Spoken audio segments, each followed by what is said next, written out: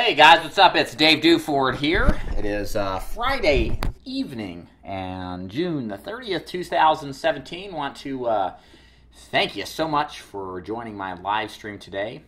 Today we're going to discuss my personal production, not just from the final week of the month, but also to take a longer look over the month of June and tabulate my results and share with you really what the experience is like selling final expense on a much larger scale. One of the things that I teach new agents and experienced too is that it's extremely important to track your numbers in order to better analyze your level of success, what you can improve.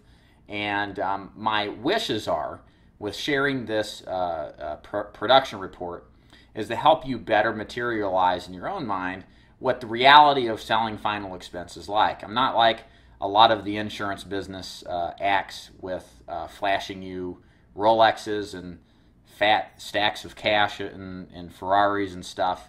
I think that's subterfuge, as they say, to blind you from the realities that this business, while simple, certainly isn't easy. And it's important to look at what is possible when you actually apply a system that is proven to work. So if this is the first time you're joining, quick plug. Sorry for those guys who've stuck with me and watched my stuff, but always got to spread the word out there. I'm a salesman, as you know. My name is Dave Duford. This is my personal production report I do every Friday. I recruit new agents into my final expense mentorship program as well as experienced ones. And I also do a coaching program for those not interested necessarily in working with me, but want access to my training and material while not necessarily contracting their carriers with me. I teach as well as do, and I think that makes what I do a lot more relevant in the scheme of things as I try to put into action what it is that I teach. So without further ado, let's go ahead and jump right into week 4 here. Let me make sure we're live on, yeah, we're live, all right, cool. All right, so what I've done here is I've got week 4 up of my tracking of my final expense sales. And again, these are all final expense sales. These aren't anything but final expense. And what I'm focusing on is right here. I think we can kind of see here where my mouse is scrolling, week 4. And we'll start with the totals and we'll start breaking down some details because it's kind of an extension of an interesting week from last week. So I did a total of 12 appointments that were booked. I only saw 11. And again, this is over the course of 3 days in the field. I completed 10 applications out of the 11 I went to of a 90, so I consider that a 91%. Actually, it's a little lower than that. I take the apps written to apps booked ratio. That's kind of how I track my numbers. So that's probably a little bit closer to, I don't know, 85%. I can't do the math real quick. But total AP written, you can kind of see it if I scroll over here. There it is 4,500 and change. So fantastic week, considering, if you'll notice right up here, I didn't buy any leads. Everything I worked, including the prior week and week 3, was all existing clientele. I have kind of run into a situation where I don't have fresh leads. I expected to get a little higher return off of some non-fixed price mailers that I was dropping, and it turned out to be much lower than anticipated. So I had to kind of, figure out what I was going to do with the situation I was in. So I decided to go ahead and dial on my old clients. And over the course of 2 weeks, I wrote in excess of 8,000 AP, with probably, I would say, 80% of that business being clients, 20% being new business or referrals. So a pretty good amount of business written. So, for one thing, it is definitely doable to sell your old clients. These people I wrote, by the way, have been doing this 6 years, selling final expense exclusively. And these people I rewrote or added more to or whatever where I sold a policy. These are people I all wrote in the last 2 years. So, I'm not even stretching back into the reserves of the clientele I've hit well out in the past. So let's go ahead and do a day-to-day breakdown. Just to show you kind of some experience. Now, what you don't see on the screen here is a schedule of the clients that I saw. So on day 1 here, which is Tuesday, I had 5 booked appointments. Let's see, 1, 2, 3, 4, and then a second one. So the first gentleman, I replaced a company named after an American president plan. I got him $5,000 more coverage for the exact same price he was paying. No need to pay so much for so little. And in the meantime, he mentioned, by the way, I need you to add coverage. I actually had coverage on his mother. He wanted to add coverage on his mom. So that resulted in a $20 sale there. And then I drove over to see his dad, and I think that was a $38 sale. And his was a $52. So I had to go hit them up early and then come back at the end of the day and finish that app. And lots of family drama there, of which I won't go into. But it keeps it interesting, to say the least. And then went on a few other appointments. Couldn't see one. It was 3.5 hours away. My appointment setter, by the way, I do appointment setting. I have an appointment setter call my leads and my clients. 3 hours away. It had another agent work them, and there was no deal there, unfortunately. Went to another one that was just a bust, waste of time. Actually got a lead card back from one of these sales where I wrote I believe it was the 70 and then the 26, if I'm correct. I had written these people about 2.5, 3 years ago, and they sent another card in. They wanted more coverage, and so happened that this was already a client, but it was another lead card back from him. So wrote about, I don't know, it was about 3,000 in business that day, if I'm right, maybe about 2,500. I'll let you do the math. So moving on to Wednesday here, had 3 appointments this day. A little soft today on appointments. Again, I had one that was 5 hours away, booked in Georgia. I couldn't see that one. There's no need to anyway. But the first one was a dud.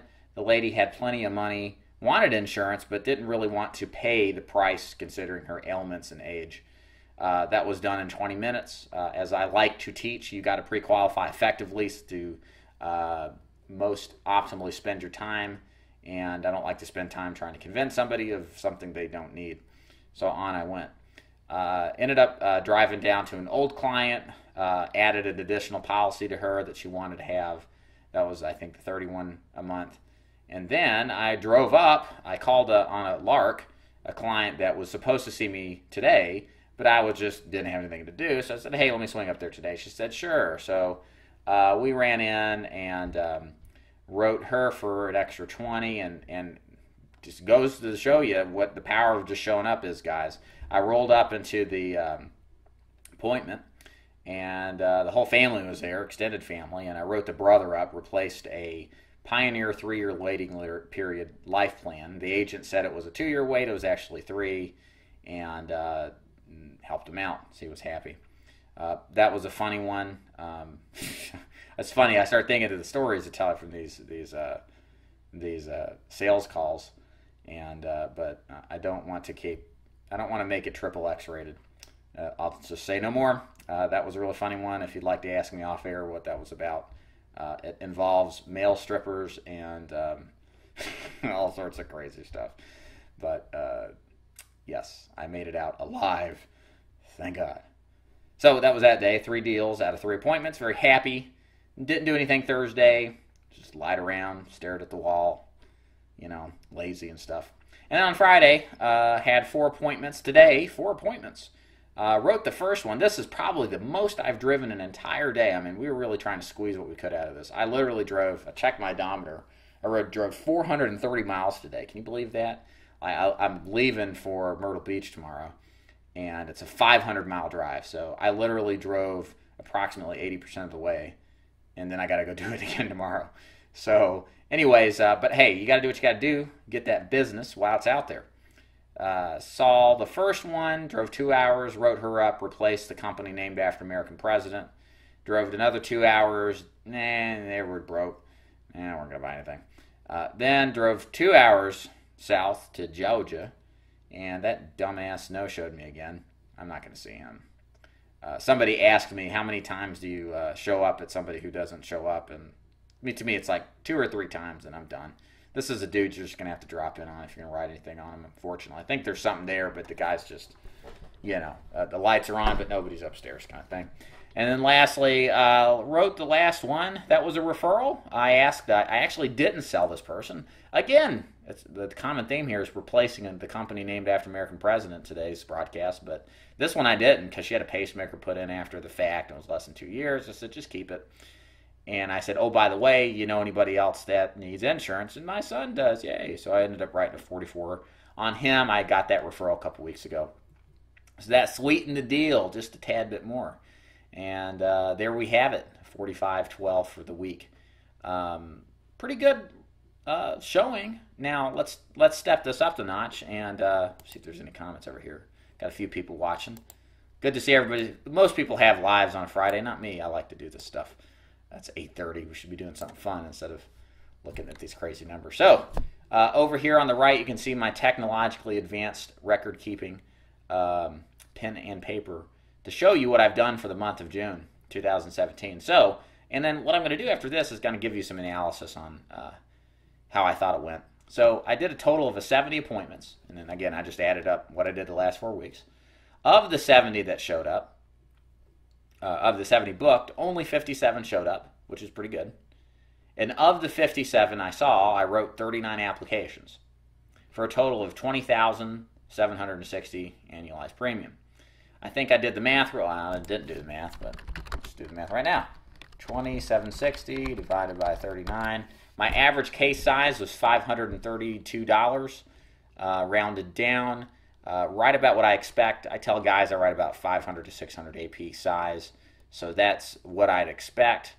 Let's see what else here. My show ratio was 81%, pretty good for me. Anything in the 70 to 80% range is good. The last couple weeks, especially this third week, really drug that number down. We just had a lot more no-shows. Don't know why, but sometimes it happens. But I'm quite happy seeing 8 out of 10 people that are booked. Again, these are all preset appointments off of mostly direct mail leads the first couple weeks, and then existing clientele or people who had lapsed the last 2 weeks.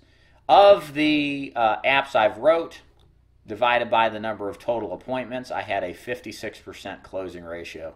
I advise my agents to shoot for a 50% ratio. Even a 40% ratio is acceptable. Somewhere between 40 and 50% is doable. I did 56% if my math is correct. So I am well pleased. Hit the numbers I wanted. So some thoughts from this. So again, I'm very pleased, as you can tell by my thumbnail if you had a chance to look at it. Everything here is exactly in line to what I think is a solid showing and a solid run in the business as far as my metrics are concerned.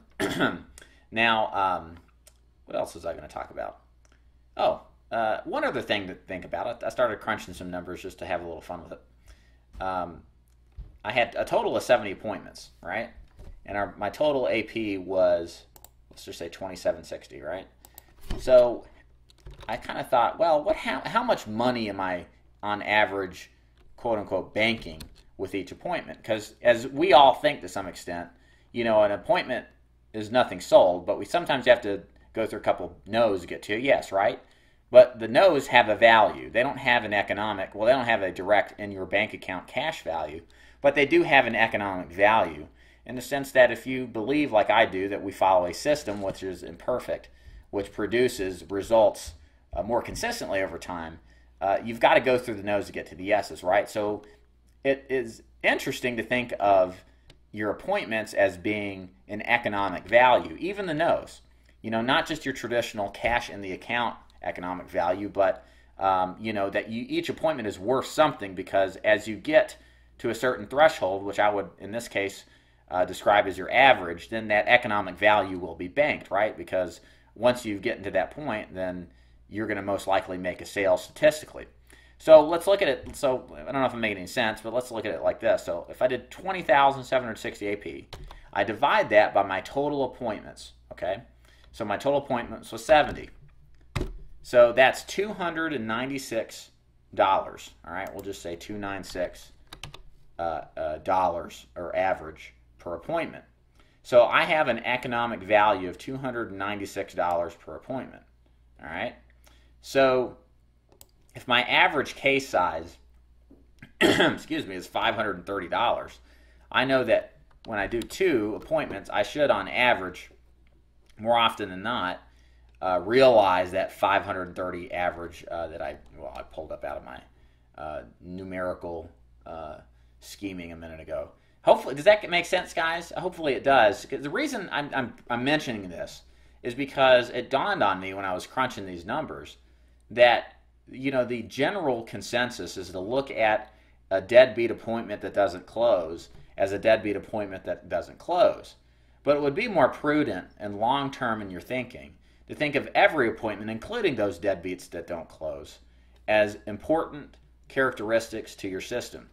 Now, everybody's going to be different. Some of us are going to have to go through more deadbeats to get to a yes, some of us less. But either way, there's an economic value you can tie to that. So with the completion of every appointment, you know that economic value that's being banked up is eventually going to be translated into cash in your bank. I hope that makes sense. That, to me, was kind of like a light bulb in a way, because now I can value even the deadbeats that much more. As little as they have, now they mean something to me. So that's good. Also, what I want you to also consider is the scalability of this business model. One of the things I'm going to start, not in July, but August. I'll be doing some production in July. I'm on vacation for the month, but it is a working vacation, I stress. But I won't be doing as much production this month as I will next. So in August, I am going to scale up my production tremendously. My goal for August is to hopefully almost, I say it kind of with trepidation just because it's a big goal, but hey, we need big goals, right? That's what Ben Feldman talked about if you saw my Facebook post. But I want to double this, okay? So I'm going to go from 70 appointments in August to approximately 140. I want to do about 30 to 40 appointments a week. And as you can see here, guys, it's just a function of numbers. I can easily do 10 appointments in a day over the course of 4 days and get 40 appointments. I just need the numbers, I need the people to see, and the referrals. And all these metrics, generally speaking, are going to stay the same. If I do 140 appointments, I've got an 80% show ratio. I should have 112 that shows up, and I should sell about half of those total book is what I'm thinking. So if I just did 50, that's 70 apps instead of 39. I think that's doable. My total AP should be pretty close to 35 to 40,000 is what I'm thinking. I'm going to do that. I will do that, and I will be scaling up to a tremendous level, and you will be a part of it. I'm making the statement now so I can keep myself committed to you as much as I'm committed to myself. So I wanted to kind of tease that out there. It's going to be interesting. It definitely works in this business. I've seen some successful producers go hard and heavy into a hell of a lot of presentations, but it can be done, and I'll show you guys how it's done. So, but anyways, I hope this really, at the end of the day, this is not meant to show off or anything like that. This is never my intention with sharing this stuff. I want you guys to see what is really possible with this business, especially you new guys or even you struggling guys.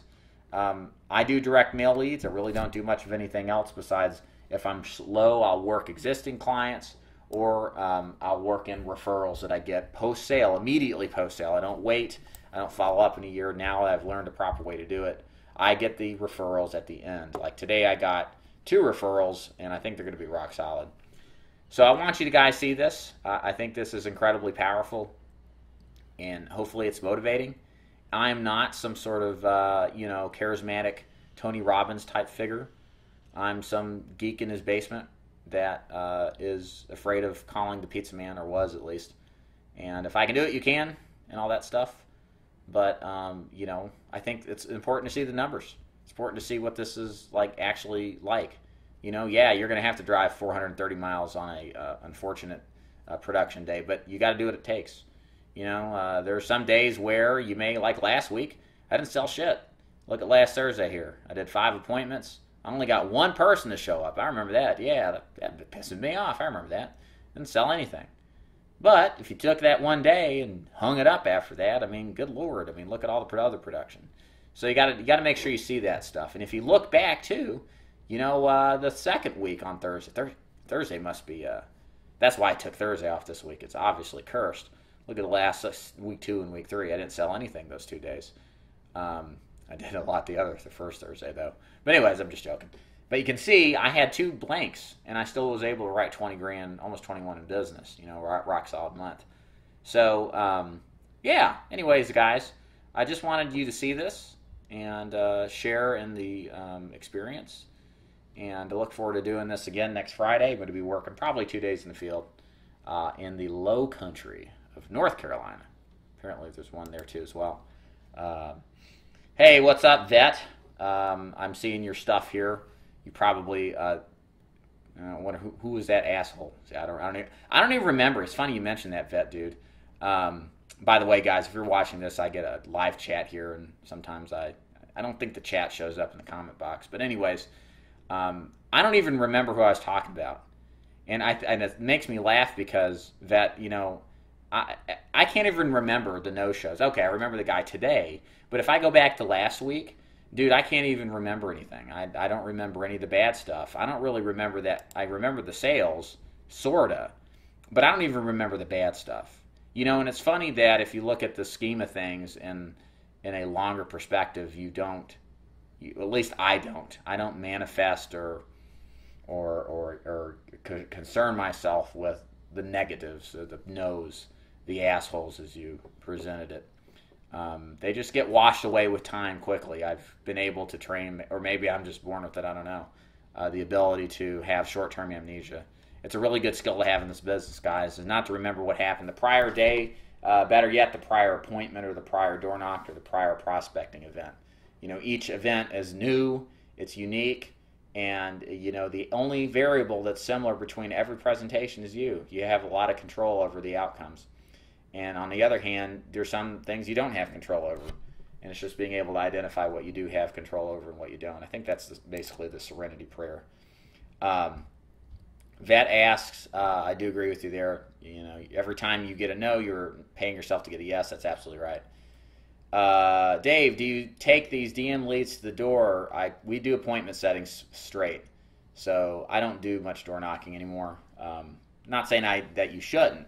I've just gotten to the point where in my business, I recruit, I make, the 2-time no-show. I know what you're talking about.